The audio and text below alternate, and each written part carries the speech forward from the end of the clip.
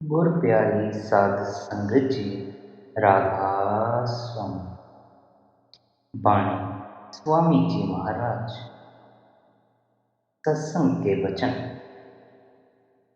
भेड़िए गीदड़ों आदि से बचने के लिए भेड़ों के बाड़े के इर्द गिर्द कांटे होते हैं या और कई तरीके अपनाए जाते हैं। अगर भेड़ों के बाड़े को आग लग जाए, लोग कोशिश करें कि ये जलने से बच जाएं, और अगर वे लौट लौट कर जलती हैं तो फिर कसूर किसका? कसूर उनका अपना है। इसी तरह संत बलि महात्मा हमें पुकार पुकार कर कहते हैं कि यह देश तुम्हारा देश नहीं, यह मन और माया का देश है। 84 लाख योनियों में अगर सुख है तो मनुष्य जन्म में, बाकी सभी जन्मों में दुख है। हजारों गायें रोज मारी होती हैं, लाखों बकरे रोज मारे होते हैं, करोड़ों मुर्गियां रोज मारी होती हैं। वे भी किसी वक्त हमारे जैसे आदमी थे, बल्कि हमसे भी अच्छे होंगे, सेठ साहूकार रहे होंगे, पर खोटे कर्मों के कारण भेड़ बकरियां बने हुए हैं। संत कहते हैं कि तू सुखी होना चाहता है तो आ हमारे साथ अंदर चल। यह कौम तेरी कौम नहीं, यह मजहब तेरा मजहब नहीं, यह देश तेरा देश नहीं। तेरा देश सचखंड मकामे हक है, तेरी कौम सतनाम, तेरा मजहब सतपुरुष है। मगर जिस तरह मोरी के कीड़े बाग की हवा को पसंद नहीं करते, इसी तरह हम भी लौट लौट कर इस गंदे देश में रहना चाहते हैं। संत कहते हैं कि आओ तुम्हें सचखंड ले चलें, लेकिन हम जाने को तैयार नहीं।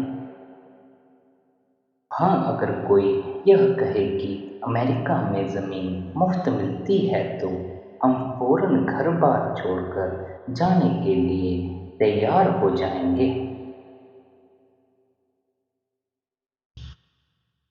जो ताकत सारी दुनिया को पैदा करती है, पालती है, उसे शब्द कहते हैं।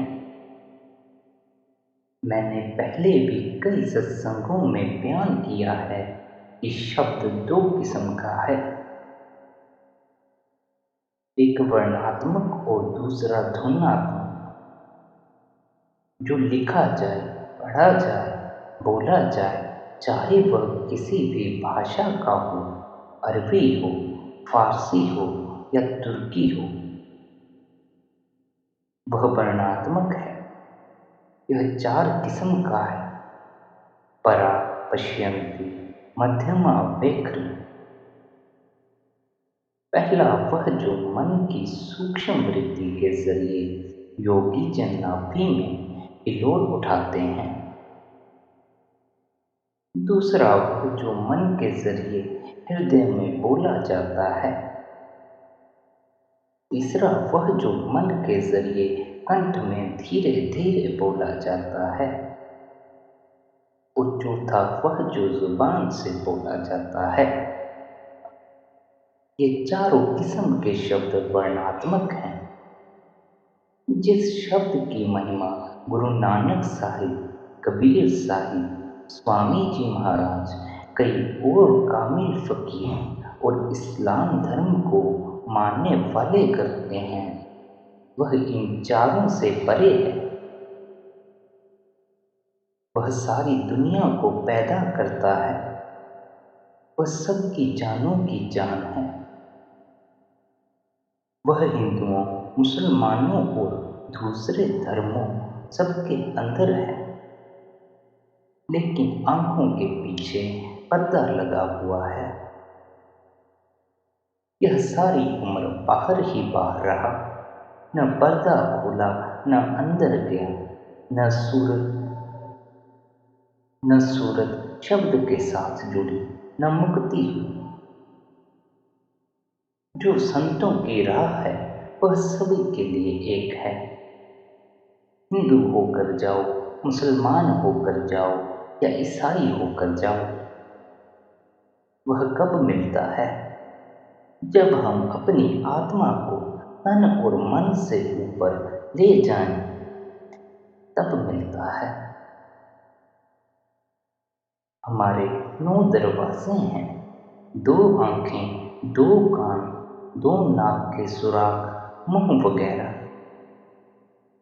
9 दरवाजे छोड़कर 10वें में जाओ, वहाँ जो शब्द है वह ध्वनात्मक है। वह ध्वनात्मक यानी लिखने, पढ़ने, बोलने में आने वाला नहीं है। जब हम किसी महात्मा से राह लेकर अंदर चले तो आत्मा महसूस करती है। गुरु नानक साहिब कहते हैं, शब्द ने धरती बनाई है, शब्द ने ही आकाश बनाया है। जो कुछ बना है शब्द ने बनाया है, बल्कि यह प्रकाश भी उसी का है। सब कुछ उसके आश्रय है।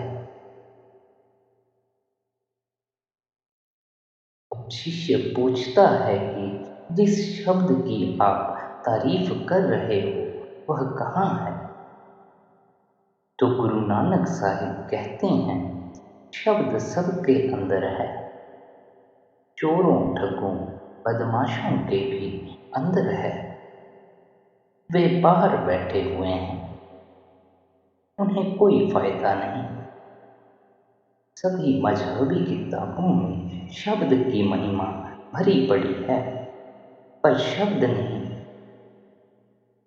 शब्द आपके अंदर है। अब स्वामी जी महाराज कहते हैं कि तू अपनी आत्मा को उस शब्द के साथ जोड़ दे। अगर तू उसके साथ आत्मा को जोड़ देगा तो तुझे सुख क्यों नहीं मिलेगा? जो बाहर के बाजे हैं वे घंटे 2 घंटे बजकर बंद हो जाते हैं। जो आपके अंदर हैं वह कभी बंद नहीं होता। अनाहद का अर्थ है जिसकी कोई हद ना हो। वह शब्द, वह कलामे इलाही है, वह अखंड है, सच्चा कीर्तन, सच्ची गुरबाणी है। मगर क्योंकि मोरी के कीड़ों को मोरी प्यारी है, इसी तरह हमारा मन भी अंदर कीर्तन होते हुए भी इस दुनिया में जज़ब हो गया है। अब हम इस देश से निकलना पसंद नहीं करते। हमारा बड़े से बड़ा कोई दुश्मन है तो मन है। क्या हिंदू, क्या मुसलमान, क्या ईसाई, जितने महात्मा अंदर गए सभी होका देते हैं कि अंदर चलो, मगर हमारा मन अंदर नहीं जाने देता। हम जब से दुनिया में आए हैं हर जन्म में तन और मन का पिंजरा मिलता रहा है। आदमी है, तन मन साथ है, बैल हैं, तन मन साथ है, भूत प्रेत हैं, तन मन साथ है। हजूर स्वामी जी महाराज कहते हैं कि अगर तू नाम जपेगा तेरा तन मन का पिंजरा टूट जाएगा, नहीं तो हर जन्म में तन मन के पिंजरे की कैद है। अब कहते हैं कि यह पिंजरा बिना शब्द के नाश नहीं होता। बिना नाम के इस दुनिया में मुक्ति का कोई वसीला या साधन नहीं। करोड़ों किताबें, करोड़ों ग्रंथ, वेद शास्त्र पढ़ लो, करोड़ों योग अभ्यास कर लो, जब तक आत्मा अंदर न जाए, पर्दा न खुले, मालिक नहीं मिलता। एक ही दवा है और कोई दवा सारे जहां में नहीं। अगर हिंदुओं ने खाई है तो यही, अगर मुसलमानों ने खाई है तो भी यही। पैसा खर्च नहीं होता। अब संत कहते हैं कि अगर तू हमारे कहे अनुसार अंदर जाए, तेरे अंदर खंड ब्रह्मांड है, कुल मालिक भी तेरे अंदर है। तू उन्हें देख, सारे वेद शास्त्र कहते हैं कि मालिक तेरे अंदर है, लेकिन हमारे खोटे कर्मों के कारण मन मैला हो गया है। यह वेद शास्त्रों, संतों किसी पर यकीन ही नहीं करता, न ही अंदर जाता है।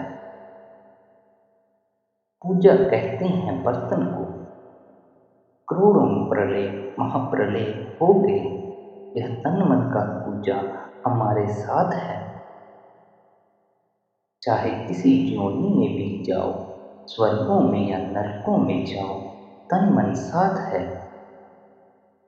करोड़ों जन्म हो गए, हमारी इस जेल खाने से रिहाई नहीं हुई। संत कहते हैं कि तुम्हारे अंदर नाम है, जो जन्म मरण खत्म करवाता है। अब यह दवाई तुम्हारे अंदर है, बाहर से कोई चीज नहीं लानी। हमारे वेद शास्त्र कहते हैं कि वह हमारे अंदर है। वेद शास्त्रों में बजाते वेद शास्त्रों में बजाते खुद वह चीज नहीं। जिस तरह साहूकार की वही में रुपए नहीं होते, वही तो केवल रुपयों का ब्यौरा बताती है। सभी यही कहते हैं, पर नतीजा क्या है? वही डाक के 3 पात। नतीजा कुछ नहीं निकलता। सारी उम्र धर्म ग्रंथ पढ़ते रहे, मगर तोते के समान राम राम कहते रहे, बना कुछ नहीं। संत कहते हैं कि आओ अंदर चलो, तुम्हारे अंदर करोड़ों खुशियां, करोड़ों शांतियां हैं, मगर हम अंदर नहीं जाते। फिर हमारा उपाय क्या है?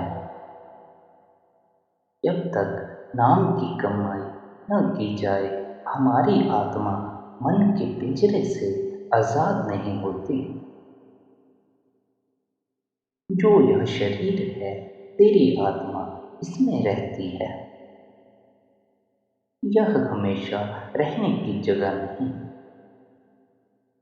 यह किराए का मकान है, तुझसे छीन लिया जाएगा। सब इसे छोड़ देते हैं, हमें भी छोड़ देना है।